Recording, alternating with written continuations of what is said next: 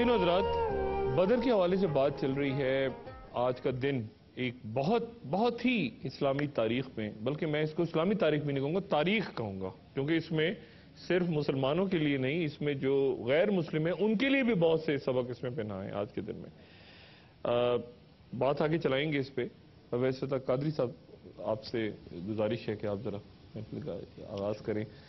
درد دل کر مجھے عطا یا آمین۔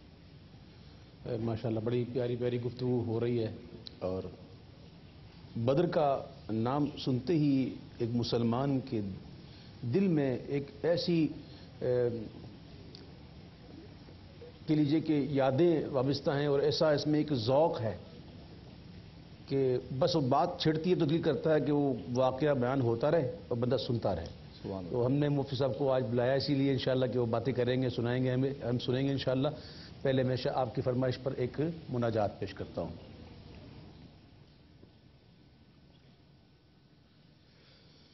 درد دل کر مجھے عطا یا رب، درد دل کر مجھے عطا یا رب، دے میرے درد کی دوا یا رب، دے میرے درد کی دوا یا رب، بے سبب بخش دے نہ پوچھ عمل، بے سبب بخش دے نہ پوچھ عمل، بے سبب بخش دے نہ پوچھ عمل، نام غفار ہے تیرا یا رب، نام غفار ہے تیرا یا رب، عیب میرے نہ کھول محشر میں، عیب میرے نہ کھول محشر میں، عیب میرے نہ کھول محشر میں، عیب میرے نہ کھول محشر میں، نام ستار ہے تیرا یا رب، نام ستار ہے تیرا یا رب، یوں گموں کے میں تجھ سے مل جاؤں، یوں گموں کے میں تجھ سے مل جاؤں، یوں گموں کے میں تجھ سے مل جاؤں، یوں گموں کے میں تجھ سے مل جاؤں، یوں گما اس طرح ملا یا رب، یوں گما اس طرح ملا یا رب، سبقت رحمتی علی غضبی، تو نے جب سے سنا دیا یا رب، آسرا ہم گناہگاروں کا، آسرا ہم گناہگاروں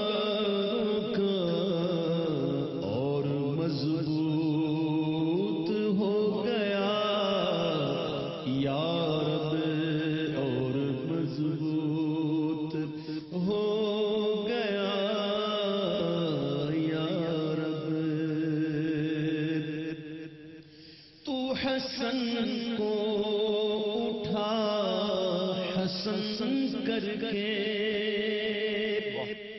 تو حسن کو اٹھا حسن کر کے، تو ہمیں بھی اٹھا حسن کر کے، ہو مع الخیر خاتمہ یا رب، ہو مع الخیر خاتمہ یا رب، دے میرے درد کی دوا یا رب۔ سبحان اللہ، سبحان اللہ، سبحان اللہ۔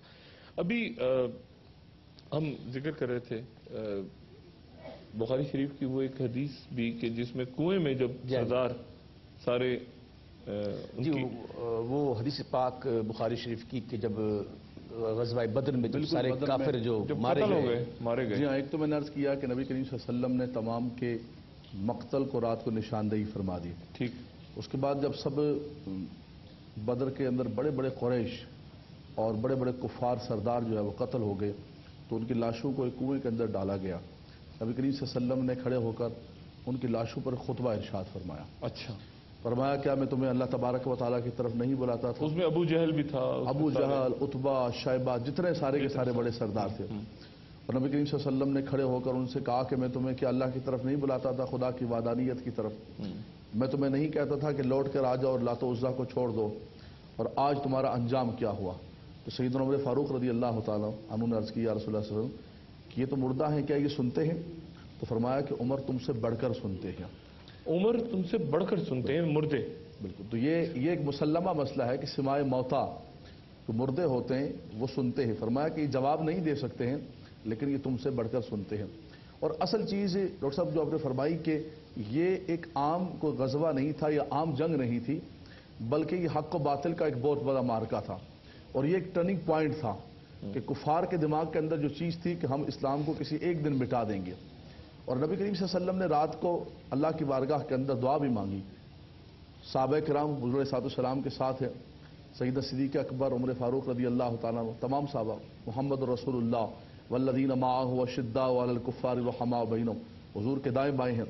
حضور صلی اللہ علیہ وسلم اللہ کی بارگاہ میں ہاتھ اٹھا کے دعا کر رہے کہ اے خدایا یہ مٹھی بھر مسلمان آج تیرے نام پر نکلے ہیں، اگر صبح ہمیں کامیابی نہ ملی، ہمیں فتح نہ ملی اور یہ مسلمان ختم ہو گئے تو روئے زمین پر پھر تیرا نام لینے والا کوئی نہیں۔ اللہ اکبر، اللہ تو یہ ایک مقام ناز ہے، اللہ یہ مقام عزت ہے، یعنی ایک یہ مقام ہے، اور ایک میدان معاشر کے اندر جب سب نفسہ نفسی کر رہے ہوں گے تو آقا دو جہاں صلی اللہ علیہ وسلم رب کی بارگاہ کے اندر وہ سجدہ کریں گے کہ رب تعالیٰ فرمائے گا ارفع راسک یا محمد سل توتا کل تسمع، حبیب سر تو اٹھائیں نا آپ۔ یہ بھی ناز ہے، یہ بھی مقام ناز ہے، اور یہ بھی مقام ناز ہے کہ خدایا آج تیری بارگاہ کے اندر یہ بندے حاضر ہیں، مختصر سے مٹھی بھر جماعت ہے، لیکن اگر تو نے ان کو غلبہ نہ عطا فرمایا، فتح نہ عطا فرمایا تو کون تیرا نام لینے والا ہوگا؟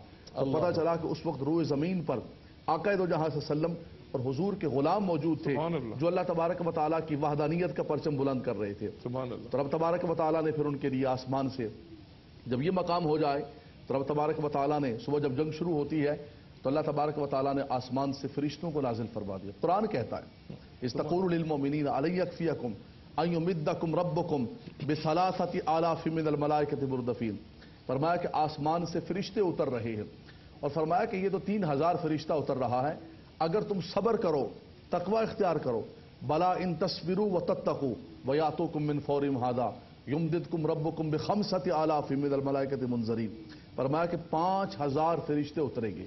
تو بنیادی چیز ڈاکٹر صاحب صبر ہے، تقوی ہے، اللہ کی ذات پر بھروسہ ہے۔ انسان جب یہ زیادہ سفر لے کر نکلے تو رب تبارک و تعالیٰ پھر آسمان سے فرشتوں کو اتارتا ہے۔ تبھی تو اقبال نے کہا تھا نا کہ وہ ماحول تو بناؤ بدر جیسا، فضائے بدر پیدا کر، فرشتے تیری نصرت کو اتر سکتے ہیں گردوں سے قطار اندر قطار اب بھی، فرمایا وہ ماحول وہ انوائرمنٹ تو بنا کے دکھاؤ، پھر دیکھو اللہ کے فرشتے اور رحمت کیسے سبحان اترتی اللہ، ہے۔ سبحان اللہ، سبحان اللہ۔ فیض بھائی مدینے کو جائیں یہ جی چاہتا ہے۔ سبحان اللہ۔ ایک کلام کی فرمائش ڈاکٹر صاحب نے کی ہے، مدینے کو جائیں یہ جی چاہتا ہے، مقدر جگہیں یہ جی چاہتا ہے. بہزاد لکھنوی کی لکھی ہوئی کلام نعت ہے، پیش کرتا ہوں. مدینے کو جائیں یہ جی چاہتا ہے، مدینے کو جائیں یہ جی چاہتا ہے، مقدر بنائیں یہ جی چاہتا جگائیں یہ جی چاہتا ہے، مدینے کو جائیں. مدینے کے آقا دو عالم کے مولا، مدینے کے آقا دو عالم کے مولا تیرے پاس آئیں یہ جی چاہتا ہے، تیرے پاس آئیں یہ جی چاہتا ہے، مقدر جگائیں.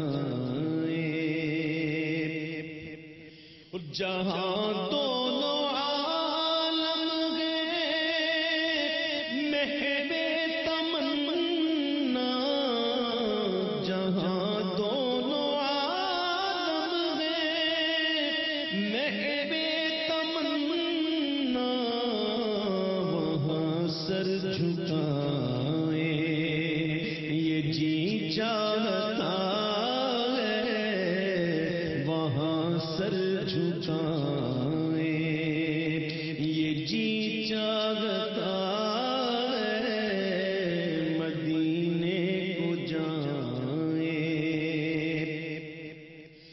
محمد کی باتیں، محمد کی سیرت، محمد کی باتیں، محمد کی سیرت سنے اور سنائیں یہ جی چاہتا ہے، سنے اور سنائیں یہ جی چاہتا ہے، مدینے کو جائیں.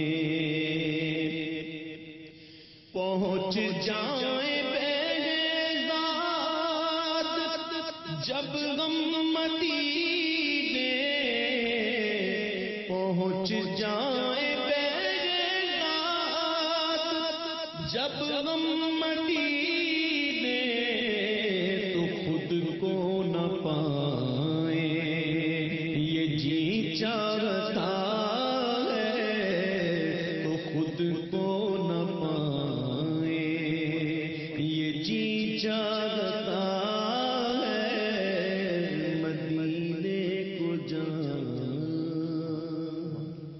سبحان اللہ سبحان اللہ.